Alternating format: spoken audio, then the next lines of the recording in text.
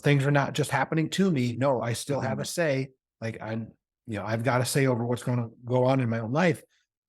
So it's like, how do you flip something that's bad into something good? Well, you focus on what you can control and you try to do that. Shaved our heads. Good. Now it's a positive experience. Wrote a book. Great. Now I can help people. So yeah, shit hits the fan. My life sucks right now, but everyone else is going through shitty times too. So now it's going to help them too. So here we are, try to make That's awesome, dude. good out of the bad. Mhm.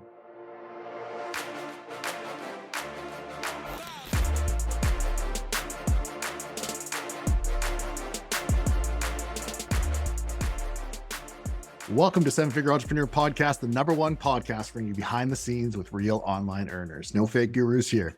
And today we have the wonderful Nick Shaw and his massive fucking shoulders, which I am jealous of. Look at this dude. He's jacked. I love it.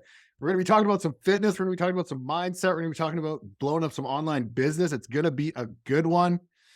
We also have the wonderful Tyler Devin, who is a little under the weather, but he pulled through. The guy pulled through. Awesome. Well, happy you're here, man. Guys, thanks so much for having me on. And Tyler, thanks for showing up even under the weather. You're a team player. Yeah, I appreciate it, man. You got it. Dude, I talked to him yesterday and he could like barely talk. It was rough. It was bad. I gotta say, Advil's changed my life. Yeah. It's the only thing that's bringing the swelling down, but it is what it is, man. Thanks for Did you get some of that throat spray? Dude, I have 3 throat sprays. None of it means anything. Not working. All right. Well, now we know. That's it. So, Nick, can you kind of give us a rundown of what it is you do? Yeah. So I've always been into fitness ever since I was, I don't know, let's call it an early teenager. I've always been fascinated with the whole idea of fitness. And it's kind of one of those things where you input something and you literally sort of how hard you work directly correlates with your outputs. And so I've always been really fascinated by that. I was never a very genetically gifted individual, you could say. So it was one of those things where I had to learn that if I was going to be even remotely good, I had to outwork people. So man, I've always been into fitness, always loved it. And I guess, it's kind of always been my calling. Like I knew I was going to do something sports related. I went to school for sports management. So there's always knew like in the athletic field, something along those lines. And then I met this, really weird looking dude in school in the weight room, of course. And turns out it ended up being the co-founder of a company called Renaissance Periodization. RP Strength is what we go by because no one can pronounce the former. And of course, we had no idea that anyone would ever know who we were. That's why we picked a really crazy name. But, luckily Google helps with all the spelling and whatnot. And I frequently have to use that myself when I'm trying to spell our own name. So just kind of always known I was going to do something fitness related. And, here we are. We've been in business for about, a little over a decade. And it's just really cool because we've been able to help, hundreds of thousands of people all over the world, get in better shape. And our sort of core market is people that are already into fitness. Nice. Fitness enthusiasts, you could say, CrossFitters, bodybuilders, weightlifters, powerlifters. Those folks, they speak our language, we speak theirs, and it's a match made in heaven. What is it that you guys offer that you think that's unique that brings people in? Sure. Yeah. So this goes back to, so I guess long story short, I won't go into maybe too much details here, but I was a personal trainer in New York City right out of college. Oh, nice. And I would, right in New York City was awesome. Got to train all sorts of super smart, hedge fund finance people in New York City. It was awesome. Lots of cool stories, of course, that they got to share with us. And this is 2009. So it was kind of like right after, everything tanked. So it was just kind of started to rebound back up. But it was really cool. But I quickly learned that I hated having to run all over New York City, having to train people. And I was trading my time for money. And I knew that there was just no way I could keep that up. It's like a long-term thing. Yeah. So, my buddy had just went back to school to get his PhD in sports physiology. And he was like, hey, I'm like coaching some people online. And I thought, well, that's pretty interesting. Like, how do you do that, right? With fitness and whatnot. And so again, this is, I don't know, like 2010, let's call it. Way different today because now everyone's a coach online. Yeah. Literally every single person you meet. So it was a little bit different back then. And we just started kind of trading back and forth. He would refer some people to me. I would refer some folks in person to him online. And before too long, we were like, why don't we just like start a business? And that way, like we're in it together. And then it's not weird having to refer people back and forth. And, he started to get filled up. I started helping him with the online coaching thing. And man, I tell you what, after about 5 or 10 clients in, I realized, okay, I can sit in my, apartment in New York City. I don't have to go take the subway 45 minutes downtown, walk 10 minutes and do all this stuff. Take an hour just to get there, to train someone for an hour, to come back an hour, right? It's like 3 hours of my time. And so I was like, man, there's something to this. I need to, lean into this. And it did. We did a good job. We treated people right. We had a really good product. My buddy's super, super smart guy, PhD. So we had sort of the program and system in place, how we get people, results. And then it just sort of grew from there. We had to hire more coaches. So that was one early light bulb. The second early light bulb is when we did an ebook. And this was October of 2014, it came out. And it's so funny. We didn't even sell it on our own site. We sold it on someone else's site. We didn't know any better and we didn't know what we were doing. But the place that we sold it through had a big audience. So I thought, it can't hurt. And like we sold a couple thousand copies in the first week. And that was that second light bulb of, oh, okay, this is what we need to do. We can reach way more people doing this and it's more scalable. So we started thinking to ourselves, well, what is this like one-on-one coaching model that we have? How do we systematize it? Because let's say, Gabriel, if I was coaching you and you're like, hey, I want to get freaking jacked. I want to get yoked. I'd be like, okay, cool. Like, I know what to do. Like, I know what inputs I need to give you. Obviously, you're going to give me information. But like, if you stall out, I know exactly what I'm going to do next. And then what I'm going to do on top of that. And so my buddy's like, dude, this is an algorithm. Yeah. Like, but of course, we didn't have enough money to build an app yet. But he's like, well, let me just try building this in Excel. So we did. And we sold these diet templates, is what we called them. And instead of, paying $100, $200 a month for one-on-one coaching, they were $100 in total. And they, should last you 3, 4, 5 months. And that changed the game because it allowed us to start scaling things. And, one-on-one coaching, right? Because in-person training, you're stuck with how much hours in a day, how many sessions you can train a day. One-on-one coaching, you're still somewhat limited. It's not sort of infinitely scalable because, any one person can have 100 clients and that's a lot. Yeah. But if you're selling digital products, there's no limit to it. And so that was that kind of third light bulb. I said, here's what we need to do. A couple months after we released them, people started talking about them on social media.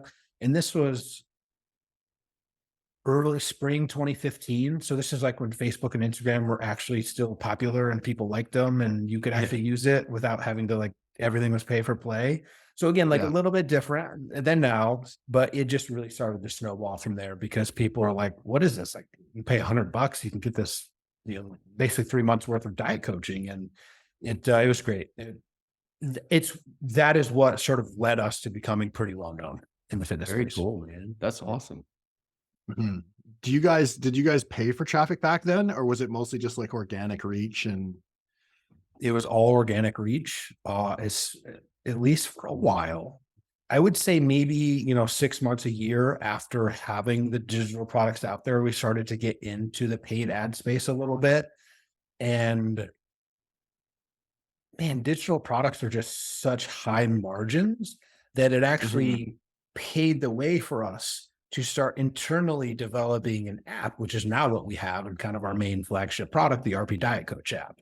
So like, it's basically, it's all AI powered. So you program in all your inputs, height, weight, when you train, when you go to sleep, when you wake up, all that stuff. And it's going to tell you exactly, how many macros you need to eat at every single meal. You plug in the foods that you like and it automatically tells you how much you need.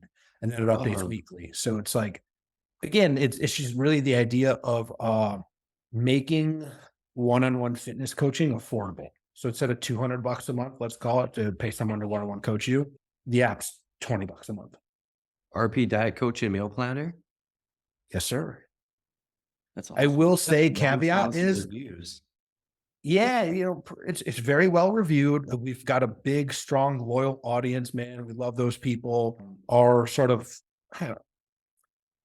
business, you can get overcomplicated, but there's sort of a few maybe fundamental things.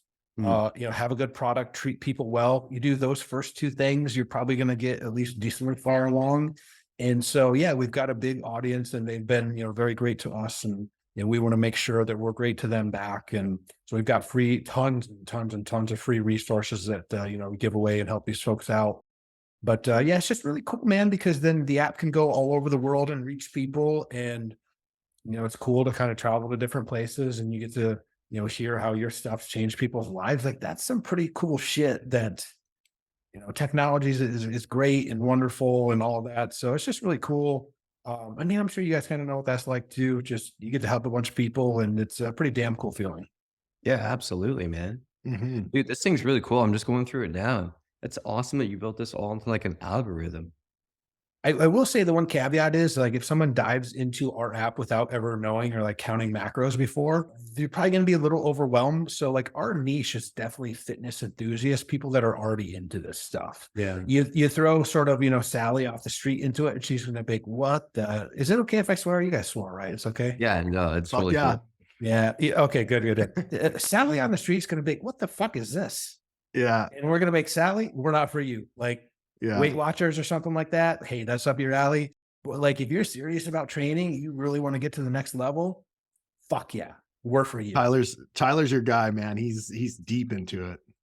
I Dude, love it. awesome. I'm already at the free trial page. It's so cool too how you made it easy for people like calculating your body fat and stuff. Listen, it's definitely not perfect. We're always trying to improve and iterate, of course. That's sort of at the fundamentals. And the really cool part, I guess, if we go back to like fitness, it's similar analogies. Because like when you're into fitness, you never really stop because there's always something more you can be doing. You can always kind of trying to be pushed to get better. Man, it's the same thing in business, right? Like you don't sit still. You're always trying to do more. So Amazing, man. That's what makes it fun. It's like this goal that you can never truly attain.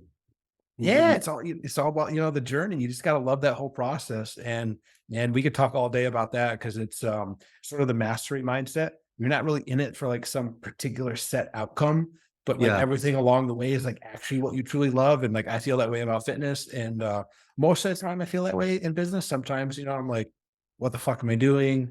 I have no clue. I'm in over my head. But at the end of the day, it always helps, hopefully some people reach out on social media and they're like, hey man, like, thanks so much for all you guys do. That usually helps turn things around. You're like, okay, cool. Yeah. Thank you. Brings a little perspective back. Huh? Yeah. That's awesome, man. How many programs and like stuff do you think you've sold over your career? Yeah, that's a good question. So, we've probably done like several 100,000 orders on our website, with digital products and, ebooks and the templates. But then it's really hard to quantify that number because you're like, well, you got X number of monthly users. Like, how do you kind of quantify that? And some people leave after a while. It's, my goal is to hopefully, in the not too distant future, be in the millions range of like, hey, we've helped, X, 1 million plus people. That's awesome. And, Mhm. we're probably more than halfway there if I had to guess. Yeah. Nice. I said 1 million's not a lot of people, but it is like it's not if you think of it from like a big sort of worldly picture, especially with something like an app, right? So it's like it's 100% obtainable. Yeah, that's awesome, man. I think you should be able to hit that no problem. Yeah, man, that's very cool. As far as like the growth of your business, what do you think some of the biggest leverage points that you've kind of like fallen upon that have really helped you get to that next level?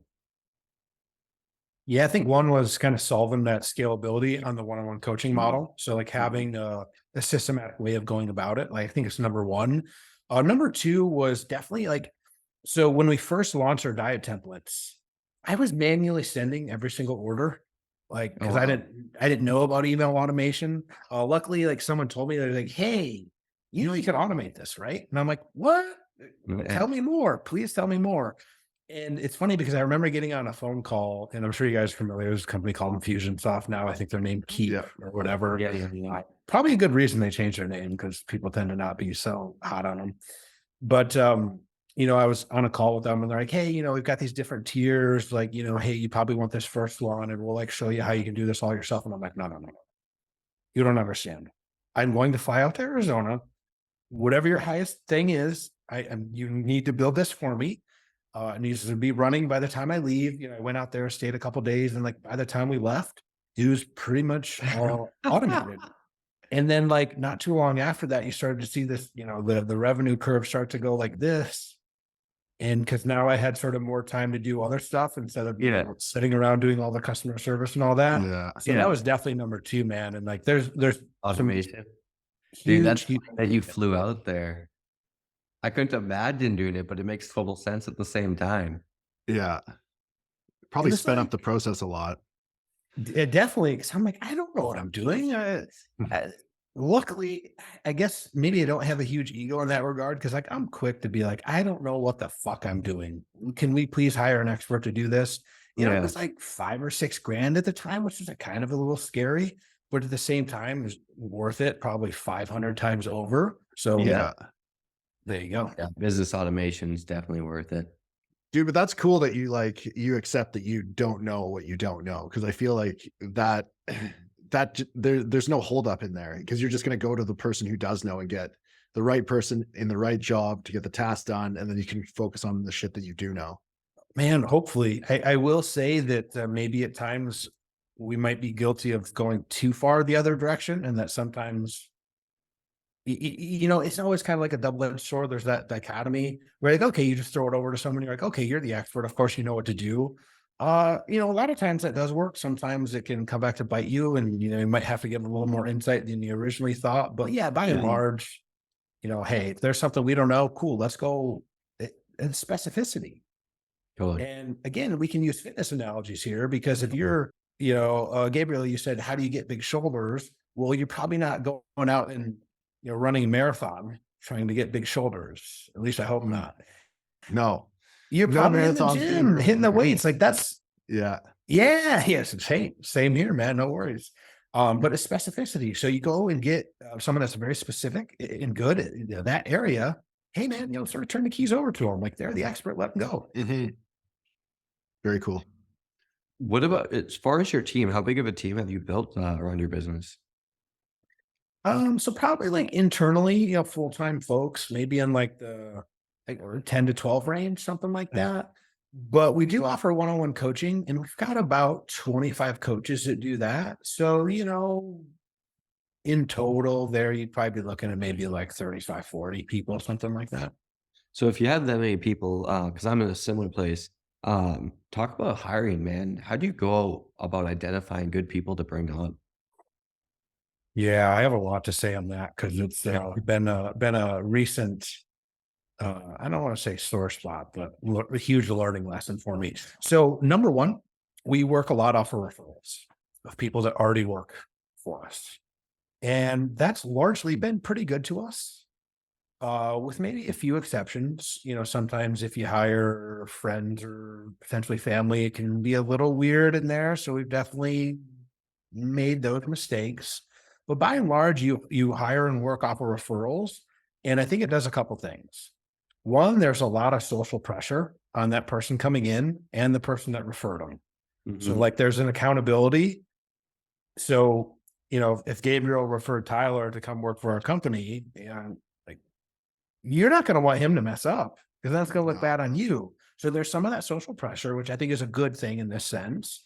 And then, you know, generally speaking, if you recommend someone, like they're probably a pretty smart, decent, hardworking person.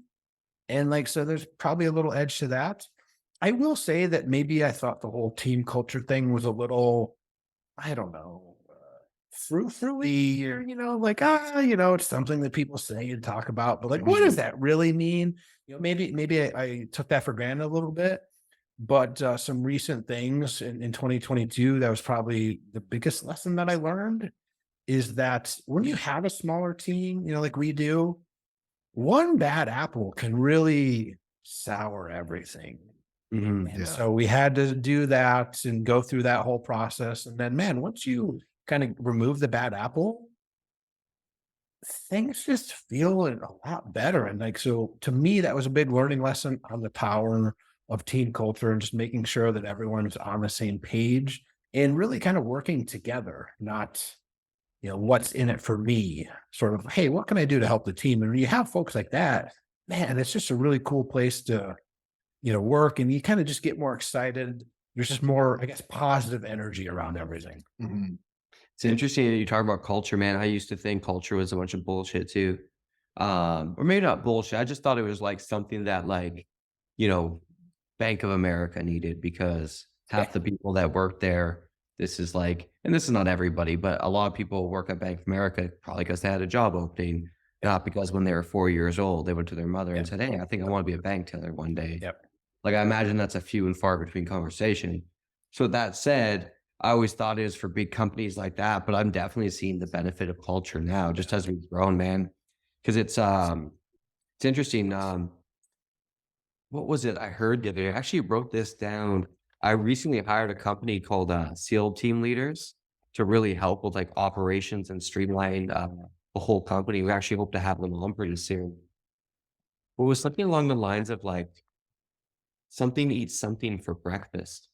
And it might not have related to culture exactly, but it made me think about culture, man. Because like when you have a good culture, things just seem to work better. If your Yeah. guys are thinking about how to solve problems and how to, you know, create new limits and break through everything, like you have a team effort doing that as opposed to just the entrepreneur doing it and dragging them along. Like I always believe we have, you know, 35 people on the team. That means we have 35 brains and ideas to tap into at any given time. And like, you're crazy for not utilizing that. So I'm definitely with you on the culture page, man. I went from thinking it was like witchcraft needed by some giant conglomerate to be like, no, I see the application. It makes sense. I think the like freedom or I think the benefit to culture is, instead of like what you just said, being the entrepreneur that drags them along, they kind of feel like a little bit more of an equal in a sense, and they want to share their ideas. So what I find is like sometimes employees just like will shut their brain off and just like, I'm just going to do what I'm told to do because that's the position I'm in. First, when it's culture and everyone kind of feels like they're on the same level, it's more of like a, hey, we're doing this together. Let's grow this bitch. Let's find some cool stuff. Let's bring ideas to the table. Oh, Yeah. Versus just being like a worker bee and just head down, grinding out. That's it. dude, I Yeah. gotta find this quote, man, because it was so like, I actually very rarely write down quotes, but this one, I'm like, I gotta remember this one. Yeah, no, man. Listen, I agree with everything you guys are saying. That it's easy to overlook it until you start to see some of the negative effects of it, because culture can work Yeah. both ways, right? And then you start to see it working the other way, and you're like, oh, okay, like we got to do something here to fix this. And it really has been the case here in like the last couple of months. I've gotten numerous comments from folks that work for the company. They're like, yeah, things just seem a little easier now. And that's sort of the power to kind of what you guys are saying. So right Yeah, on. no doubt. All it takes is one person to ruin it for everyone. You There knew it it, is. man. Culture eats strategy for breakfast. Sorry, what? You Culture gapped. eats. So it did have the word culture in it. Culture eats strategy for breakfast. Interesting. I Right? think that was the well-known management guy, Drucker, right? Is that what he said? Yeah, that's Drucker. Yeah. Peter Drucker. Yeah. Nice, man. That's Awesome. cool. I've never heard that before either. Yeah.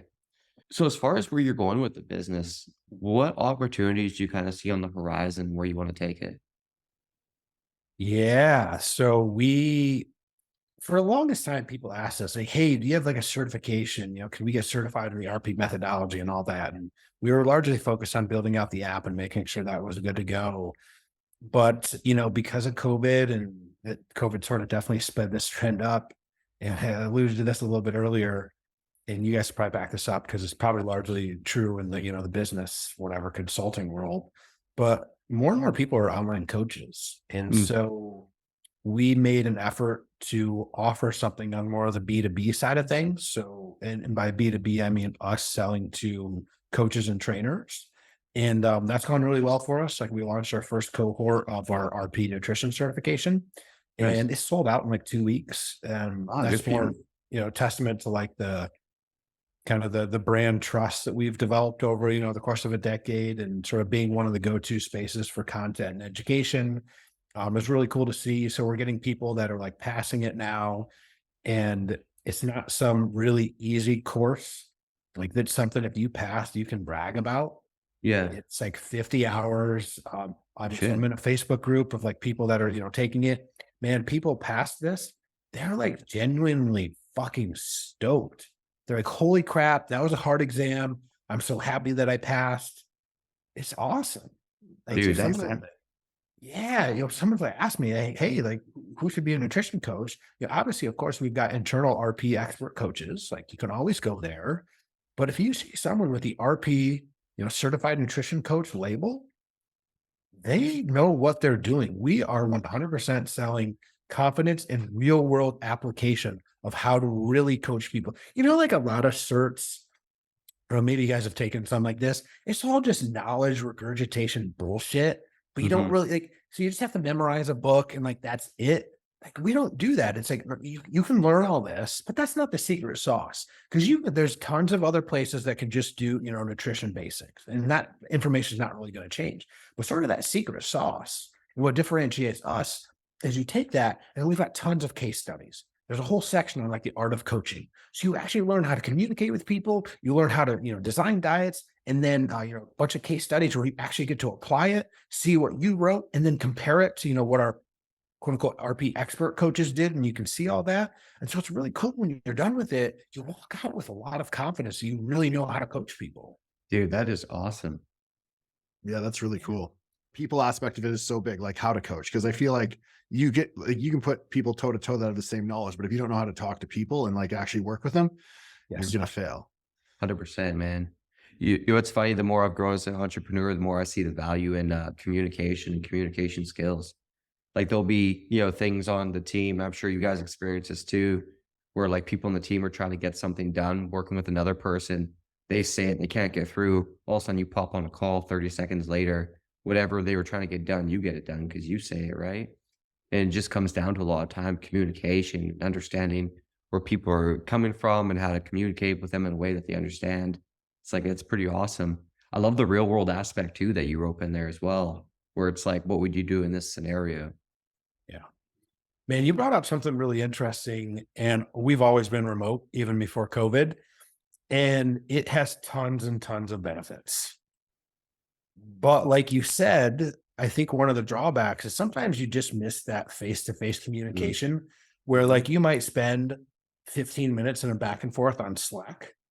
And sometimes the intent and the tone and the way you're trying to apply something comes off differently to a different person, based on like maybe someone else has got a shitty day.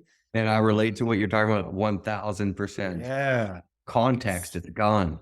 Yes, it is, man. And it's tough sometimes. Luckily at least there's Zoom. I mean, shit, we're on Zoom now, but yeah, there's something to that. And I don't know, we've never had that, but it's nice. We try to at least, kind of get together as a team at least once a year so we kind of Yes, hang out a little bit. But it's pros and cons, trade-offs. for Yeah. sure.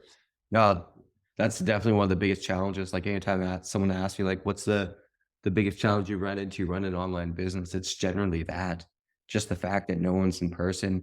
And it's insane sometimes, like, because we do a similar thing. We'd get together and we try to make it where it's like 1 year it's Mexico, 1 year it's Costa Rica, 1 year it's Whistler. So we've really worked to mix it up. But the benefits have been huge. And it's actually funny. If you haven't done this, do this. After your next event, wait to see how much more productive your team is. For the next couple months, the productivity went through the freaking roof. And I'm like, it's as much as it, like, we have quite a few people. So these events cost tens of thousands of dollars between airfare, hotels, everything. But the ROI is there, no question.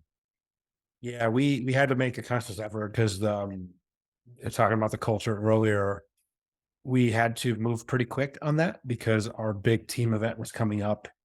And we kind of said to ourselves, man, this is going to be really hard to stand up here in front of everyone and talk about culture and do all this stuff. Like, if what we're saying is not actually evidenced by the actions that we're taking. Mhm. So it was a really cool, fun event in that regard. Like, so we had everyone meet in Vegas.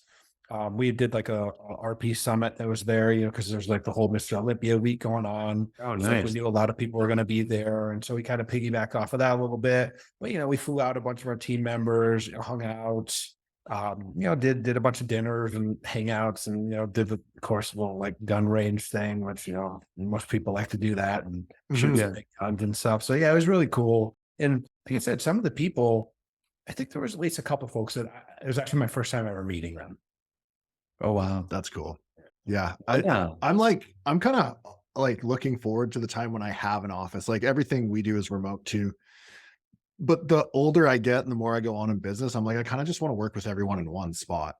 And I know that's not going to be feasible for everybody, but I would love to have everyone under one roof. I think it just creates such a different culture and business. And Oh yeah. also think it speeds things up in a sense because there's no delay. It's just like you're there and you have to work through this problem. I think you and I have probably gone through the journey, and all of us talking, where it's like initially when you started, it's you and maybe one other guy, and now you got 30, 40 people, and the dynamics changed. How much have you had to personally change as an entrepreneur to get to that level? Man, I tell you what, it has been interesting, and I something I still struggle with. It has been wild because early on, your hands are on everything and you're doing, and you can very quickly see the impacts of what you're doing, and it's Mhm. awesome. And you kind of get that like high from it. You do something and it does really well. You're like, yes, like that's me. Man, I could think of all sorts of different instances where I would just like set back sometimes and like, literally you can just like watch the orders roll in and you're just like, this is the greatest thing in the world.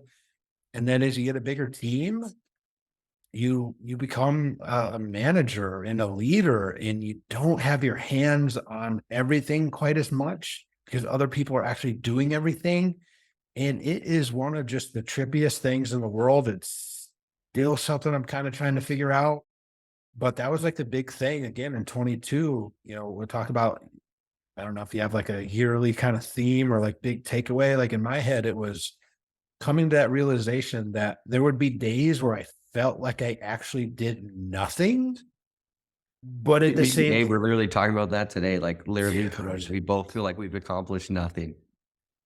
but instead of like doing stuff and building it and implementing and typing out the emails or building out this and that, it's you're talking with these people and you're sort of formulating the strategy and looking at the bigger picture of like, well, we're doing this because we're trying to do X, Y, and Z. So I mean, you are doing stuff, but it's different. And man, if someone that's always wanting to kind of, my hands, in the gym doing stuff, hard work. Yeah, yeah, yeah. It's just different. And Yeah. it takes a while to grasp. That's probably the best way I can describe it. I've really found, so I had a coach tell me this one time, and I think it's true. He said every time your business doubles, the way you operate needs to change or you'll limit your growth, right? And Mhm. I've certainly ran into that. Like the entrepreneur I was 10 years ago is like a shadow of who I am now and like what I know and how I deal with things. And like I even think about like the things that used to keep me up at 5 years ago are like now they're not even a problem, right? So you get better at that.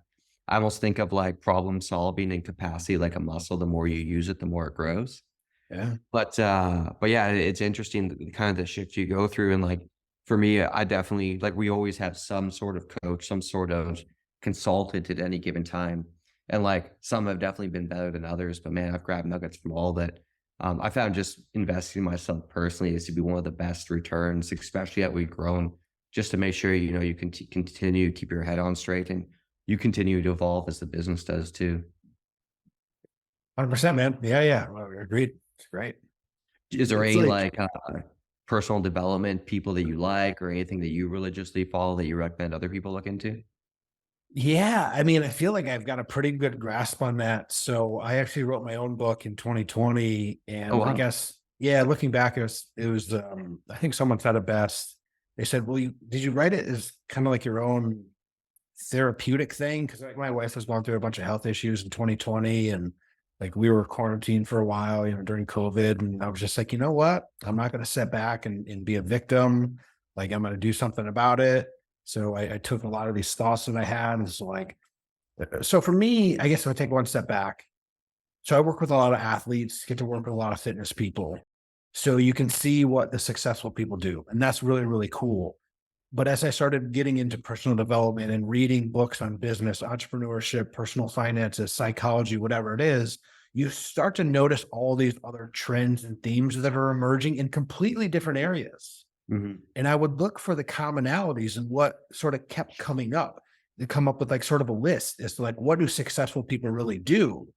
And that was really cool for me. So like, I mean, man, we could talk all day about different books, and I can recommend a ton of them. But like, you got some of the classics, 7 Habits of Highly Effective People, and me and G Wiz. Go start there. How to Win Friends, Influence People. Like, start with some of the classics. Like, there's a reason they're so popular, and look for some of those nuggets. I'm a big fan of a book called The Slight Edge by Jeff Olson. It's Haven't read that one. yeah, real quick. So it's just very similar to The Compound Effect by Darren Hardy. So it's just like you keep doing the little grabbing my things. Audible right now. Dude, yeah. I again can't recommend that book enough. It's probably my all-time favorite. But like, you keep doing the little simple things every single day. Yeah. They don't seem like much, but they keep stacking up over time, right? And that's kind of the whole compound. It's just like compounding interest. Yeah. Is it The Compound Effect? Sorry. Oh yeah, that one's a good one for sure. The Slight Edge, she said. Interesting. Yeah, I they're- can't find it. Interesting. Both very similar ideas. No, Yeah, he said The gotcha. Slight Edge was the one he liked. The other one he said was garbage. Oh, Slight Edge might only be paperback. I gotcha. Yeah, I'm not sure. I got it. Book, actually. Man, I buy so many freaking books just because everyone's recommending them all the time. Like in my Audible, it's just like tons of stuff that I haven't even ripped through yet. It's never ending. Yep, That's good then. 100%. What? So, actually, real quick on that note. So we've got very big social media audiences. My buddy's really become like a YouTube celebrity. We're at like 450,000 subscribers on there. Shit. Got over like 600K on Instagram. And sometimes people would ask me like, what's kind of like your marketing plan? And I'd be like, what do you mean like marketing plan? I'm like, we got social media, and then we've got stuff that we sell. But I recently read a book, and it's funny because sometimes you have books that you don't read for a while, or you've never read. Yeah. And so I was like, man, I gotta really kind of figure some of this marketing stuff out a little bit more. And I sat down and I read this book. It's called The One-Page Marketing Plan. This simple title. And I read it and I was just, holy shit, the simplicity here is amazing. And it's like, sort of like 9 little steps, from a prospect to a lead to a customer, and like, what do you do every step of the way? And so the way it's phrased is super simplistic. And like, we had bits and pieces, all scattered throughout, but no like real holistic strategy that tied everything together. And so it's just like changed the way that I'm looking at things now. And I woke up Sunday morning. I couldn't sleep. I was so excited to like get up and like read / start typing up marketing plans and strategies. And I was like, fuck is wrong with me? Yeah. That's amazing, though. That's a good problem to have, man. It is. It's great to have that energy, man. And when you have it, you got to funnel it and really try to, capitalize on it. Yeah, no doubt. Yeah. Yeah, that's another thing I personally try to manage too, is just my personal energy. And I picked this up one time at Tony Robbins conference. But he was saying, he's like, when your energy is really good, like someone gives you a problem, you fucking blow right through it. Like it's not an issue. Where other times, like if your energy is really low, and he's like, a problem comes up and it's like the biggest problem in the world. But like if you were in a different energetic state, it wouldn't be a problem. So that's really changed the way I like look at a lot of stuff, like even food. Like I want to eat food that gives me energy. If it makes me slow, or like I do enjoy the taste of like spaghetti and stuff, but I won't touch it, man. Because afterwards I just want to take a nap. And that's cool, but like it's not really getting me where I want to go. So I found just managing my personal energy to be a game changer. So funny story on that. So I was at like an all day, it's called Systemizing Ministry. You guys probably heard of it. It's like an entrepreneur group. And so on the days that I have to go there, it's like an all day thing. I take my kids to school in the morning, and like, I got to drive right from there to this. I'm in that meeting from like 8 to 4. I got to like bust my ass to get home, eat dinner real quick before I take my son, my help coach's jiu-jitsu class. So like, it's just a crazy day. And man, at the end of the day, I just get home and I'm just like, I'm wiped. And I was like, man, normally I would like sit down and like, maybe read, because I didn't have a chance to read in the morning. And my wife had a really shitty day. Man, she was really down. I was kind of down. I ended up eating some junk. And again, I'm the fitness guy. I'm not supposed to do that, right? But listen, I'm human too.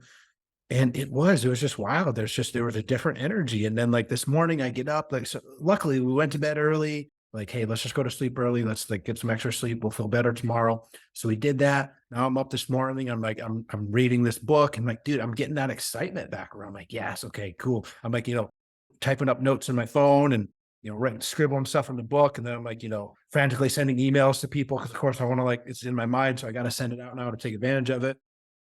It's different, man. It's different. It's just different energies. And when you get that positive energy, man, just roll with it. Use it, leverage it. Absolutely, man. Don't let it go to waste. I'm curious, man, that book you wrote about self-development, what were is there any I guess some thoughts or anything like that you really want your audience to connect with? Yeah. So there's 7 habits of success in the book. I'll run through them real quick, but I'm going to highlight just 1 or 2 of them that I think are really, really important. So work ethic. So number 1, it's the foundation. You can't be successful without it. Internal locus of control is number 2. I'm going to come back to that one. Positive mindset, discipline, purpose, failure, and then the top, recharge. So internal locus of control is to me the most important one because it's all about focusing on what you have control over. You probably heard people say control the controllables.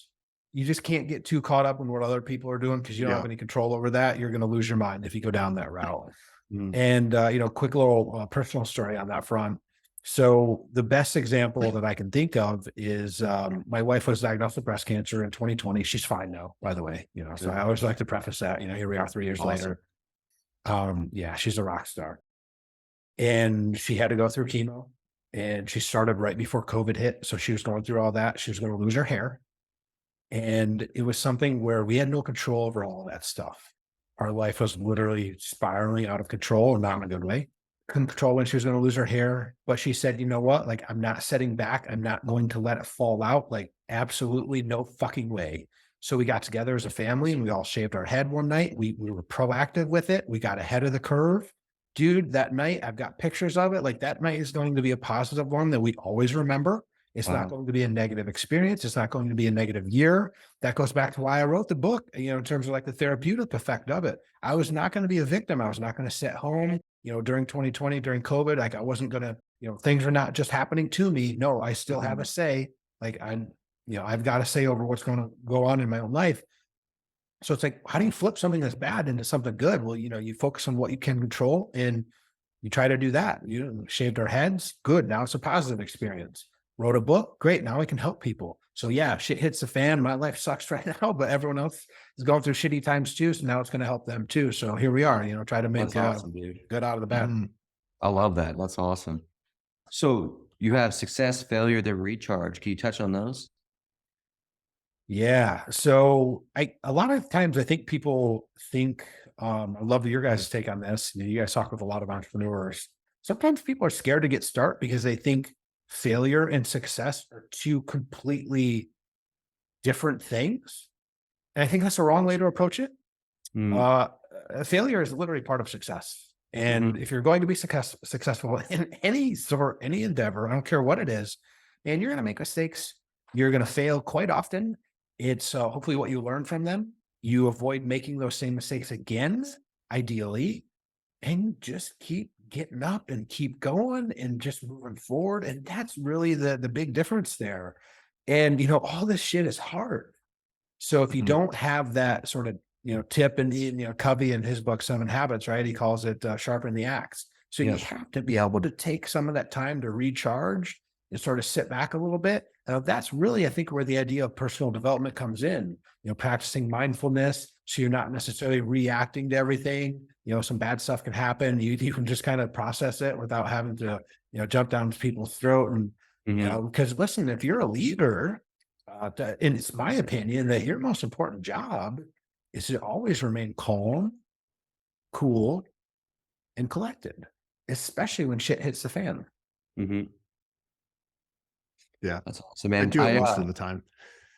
I think just on failure as a whole, man, I think that failure is necessary.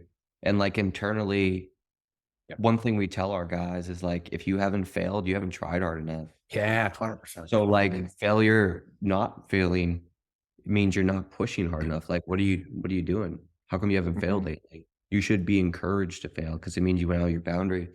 I also believe you don't truly fail until you give up. I think that's when the absolute point of failure, because if you never stop, you haven't failed yet. You're just still figuring out how the shit works. Yeah. And I remember I had a conversation with a guy one time, a pretty successful guy, and he said he had never failed at anything. And I'm like, first of all, I know that's bullshit. And second of all, if that's true, man, like you are way underperforming of what you should be. Like, I think literally if you do not fail, you have not pushed hard enough. Yeah. That's amazing. Yeah. Yeah. I listened to this book and it was more like sales related, but it's called Go for No. I'm not sure if you guys know it or not. Um, basically the gist of it is go for the no's, like try and find the no's. And it's more related to sales once again, but like rejection is key in this world, regardless of how you're getting the rejection.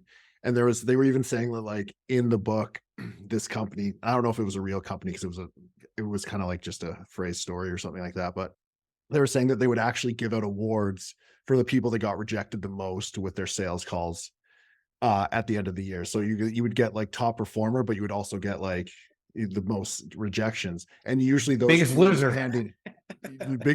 biggest. Apparently those two went hand in hand. So like always the top sales earners were always the biggest people that got rejected as well. Dude, I like that, man. I remember, so I went to school for mechanical engineering and I worked at a firm. But like I soon after I had a car accident, realized I hated engineering. And so, long story short, I found myself selling small business marketing packages to small businesses. And we'd sell these things for like 10 to 25 grand. And we had this cool sales flow. I never understood a sales flow until then. But I remember the first time I ever went on a sales call, I went on with this other guy who'd been doing it for a couple of years. And we sat in front of the prospect or whatever. And again, maybe this dude's making like 150 or 200 grand a year, like the guy we're trying to sell, right? His business. So his take home was maybe like 70 grand. And we're trying to sell him this package for 10 or 12 grand or whatever it is. And I remember the guy's like, no, I don't think I'm interested. In that moment, I was ready to like shake his hand and walk out. But the guy next to me, who'd been doing this for a few years, keep in mind, it's my first sales call. He is like, well, tell me, what's influencing your decisions? Is there something that you think will work for you? Anyways, he started like asking and probing. And in my mind, I'm like, dude, we gotta get the fuck out. The guy said no. Like now was the time to leave. But like it went from a no to the guy like wanting to do a follow-up call. And I had never seen sales objection in my life before. And it went from something that was like completely uncomfortable to a thing that was like part of it. It's just part of it. And so you get like disconnected emotionally from it. But it was like truly fascinating to experience that. And like, looking back, like now it's super obvious after you sold millions of dollars worth of shit, right? But like that first rejection, man, that thing's tough. But like going through with someone else who'd been there, like you can just see the difference between two people, someone who's done it for years versus someone who's never done it all. But at the end of the day, it's all part of it. I had a internship in college painting houses, and as part of it, we had to go knocking on doors. Dude, I remember just being so nervous. First door, I walk up to, you strike out so many times doing that. It's like you do 100 doors, you get like 10 leads. Like you probably consider that a successful day. And then of course from that, you might set up like 2 or 3 estimates actually from those leads. And you might close like 182 if you're pretty good. So it's just like, man, how many times did you fail out of there? So many, but yeah, it's wild. Go for no. That leads me to believe the book sort of saying like, all right, so you close someone and let's say they buy 5,000. Well, do you keep going? Do you keep going? Be like, oh, okay, well, like, all right, well, we got this cool upsell. Like you can actually get, whatever premium service on top of that. All right, well, now it's 7,000. The gist of it was just like people never asked the next question. Yeah, people never asked the next question. That's it. It was in the book too, and it was basically saying that like there's like a reference where it was his first sales job and he was selling some guy like a suit, and like the guy wanted like a couple suits, some ties, whatever, and he's just like, the manager's like, how did you decide that sale was over? And he's just like, oh, I just let the customer. He's like, did the customer say no? And then he's like, no, the customer didn't. That's just what he asked for. And I was like, and the guy's like, well, you probably could have sold him way more stuff. So never assume that the sale's done. Wow. Yeah. Strike when the iron's hot. But so I think that has a negative sort of connotation of like you're trying to manipulate or take advantage of them. But like that's not actually the case because they're interested in buying. And again, I guess this just goes back to the whole, and like servant leadership kind of thing. Well, the same thing sort of applies in sales. Like you're Mm. not like trying to manipulate him. Like you're literally just trying to help him because if he's in for suits, well, he might need a belt. He might need some socks. Yeah. Yeah. He might need obviously Yeah. ties, right? And then of course you got to get a pair of shoes. And it's like, well, you're not doing anything wrong because that's actually all the stuff that he needs. And he's more than welcome to say no at any time. And you're not, you're going to force him to do it. Yeah, if anything, maybe he's going through a midlife crisis. His wife left him, so he needs a convertible and a new house too. Who knows? To be honest, I wish people helped me more when I go buy things, to be honest, because I just like, I know what I know, and like maybe, Yeah. especially when it comes to clothes or something, like maybe come over and be like, hey man, you'd probably look really good in this, maybe try this. I would gladly buy it. I don't give a shit. You know what it is, man? I think so many salespeople are like not very educated in what they do. Like if you Yeah. go to like, I can't even think of a good comparison right now, but I've certainly been to stores, like especially a suit shop, like a tailor where they actually know what they're doing versus like just kind of a massive store where they just try to sell suits. Like when they talk about the different fabrics, or Mhm. there's actually there's some company where they send like a tailor to your house. Oh, Like amazing. I don't know if you've ever had that experience, man, but it's freaking awesome. And you end up buying like 3 or 5 suits. Like in your mind, you wanted one, but once you understand the differences and stuff, you end up buying 5. It's badass. I love being educated about the product because then that just gets me more hyped up. Like, not even from a sales perspective, just being like, oh, well, this fabric's from here. This is like why people like it. This is why people wear it, whatever it may be. Like, even with an app, like, explain to me why this is an amazing app or whatever it may be. And that shit just excites me more so. I'm more invested at that point than just like, here, buy this shit. Yeah, no doubt. In the one-page marketing plan, they sort of label that in step number 7 is basically delivering like a world-class experience. You should explain why your stuff is so good and all of the hard work that has gone into it. That's part of it.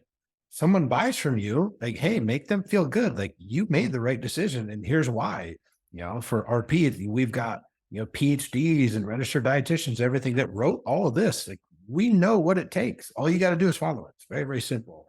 But, going back to what you said about, the go for no and the Infusionsoft thing, like I was ready to pay basically anything to just solve my problem. And the guy's like, yeah, we've got this basic package. I'm like, sir, you don't understand.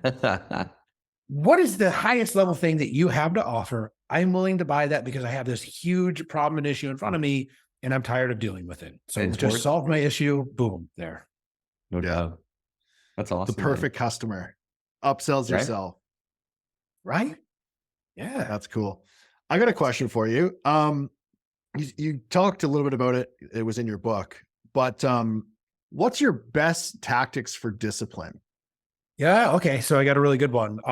The people that practice the most self-discipline typically have to use it the least. And what I mean by that is the environment around them is set up in such a way that they don't have to use it. So I don't know about you, but I'll give you a good example. Let's say you go to a Mexican restaurant. What's sitting on the table? Chips. Chips. Do you ever stop eating them?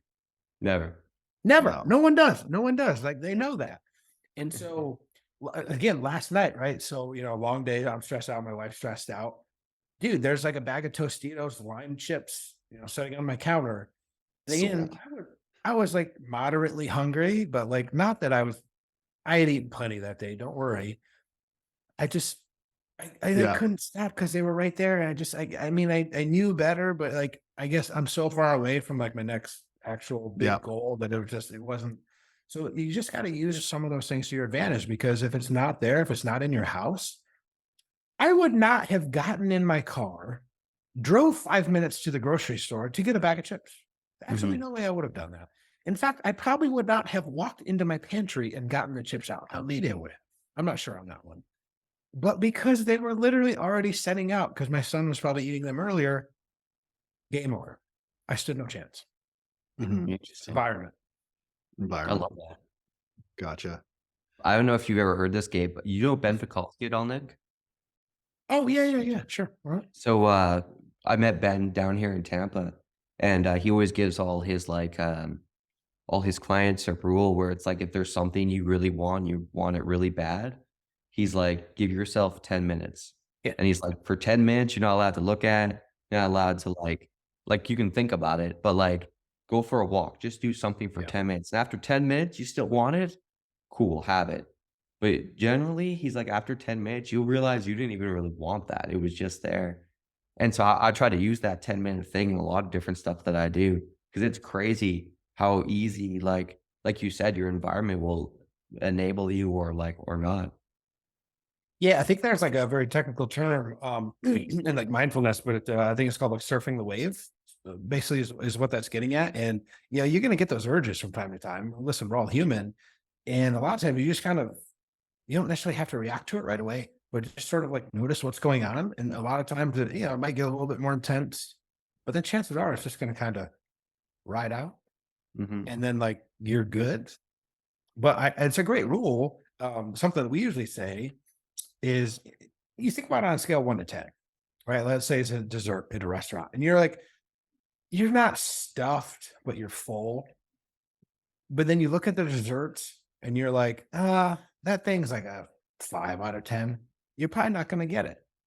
But you look at something on there and it's just speaking to you. It's a 9 or a 9.5 out of 10. Get it.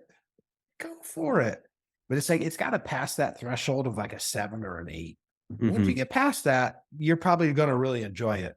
But below that, probably diminishing returns. You're probably just going to be, I don't know, that wasn't really worth it.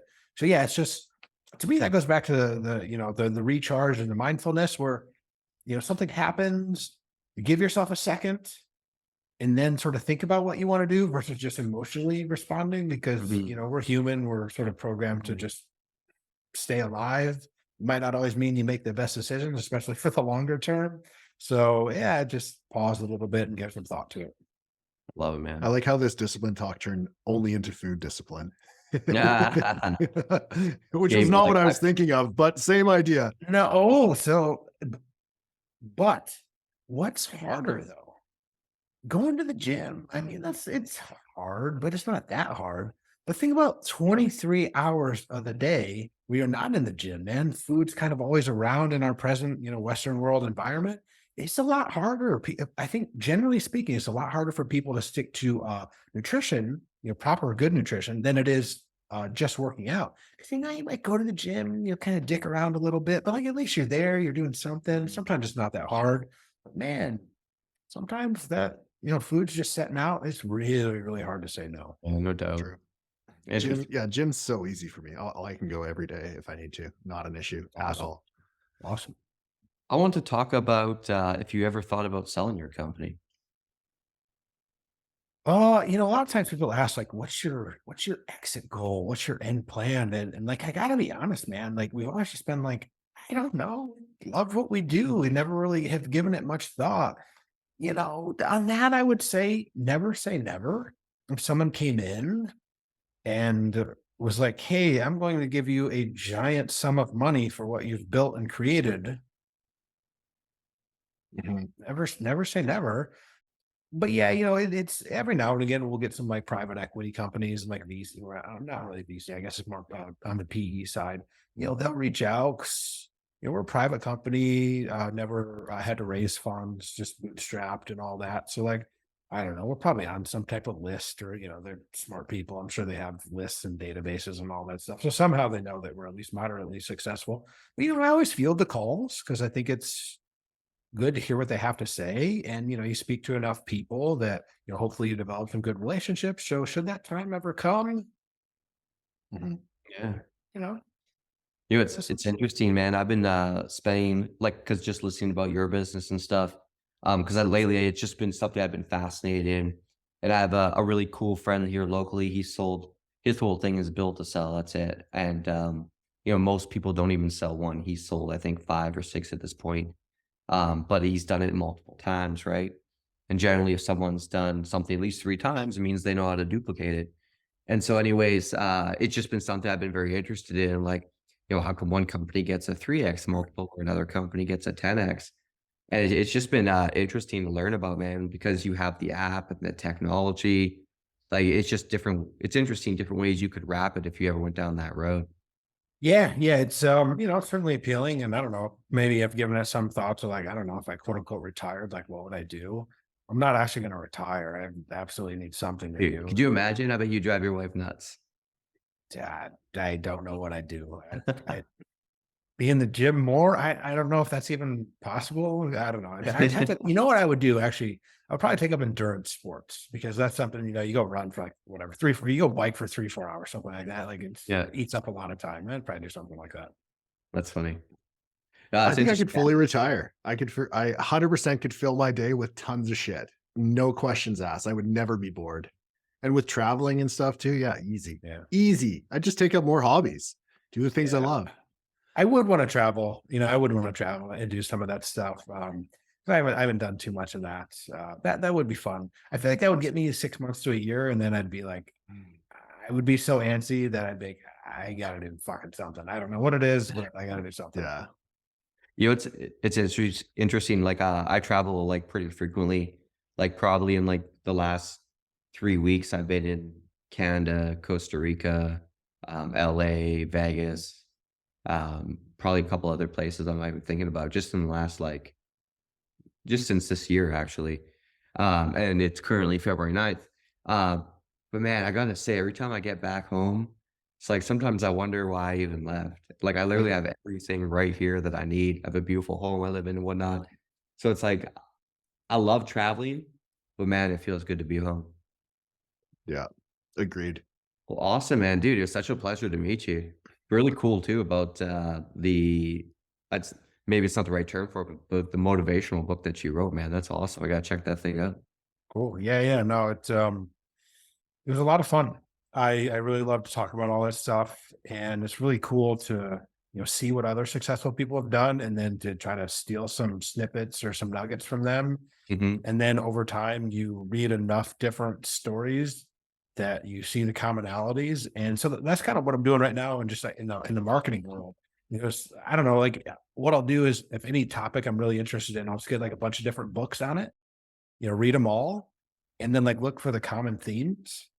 And usually if you can sort of cross-reference some common themes and put some of those all together, that's usually like the right path to go down, versus Hmm. you just read one book and they could be onto something they could not, right? But you Hmm. get enough books, you start to just come up with some good ideas, and hopefully that's the winning strategy. Yeah, no Yeah. doubt. That makes sense. If people want to reach out to you or check out your app, what's the best way to do so? Yeah, totally. So at RP Strength on Instagram is our main account. So, a lot of cool fitness stuff on there, some funny memes, some inspirational stuff, motivational, all that good stuff. And then rpstrength.com. Mhm. Again, with the caveat that if you're really into fitness, hey, we'll probably be right up your alley. If not, like, hey, no worries. Just learn, start somewhere, get some cool information, get going. And then as you start to advance up the ladder a little bit, like we'll be there to help you out. And then me personally, at nick.shaw.rp is my own Instagram. Perfect. We'll make sure to plug that in the description too, so people can easily access that. Awesome, guys. Thanks for everyone for listening today. For everyone watching, please do not forget to subscribe to our YouTube. And for everyone listening, please give us a 5-star review on iTunes, Spotify, Amazon, or Stitcher. Everything, all the things. All right, guys. Talk to you soon. Thank you, guys. Bye.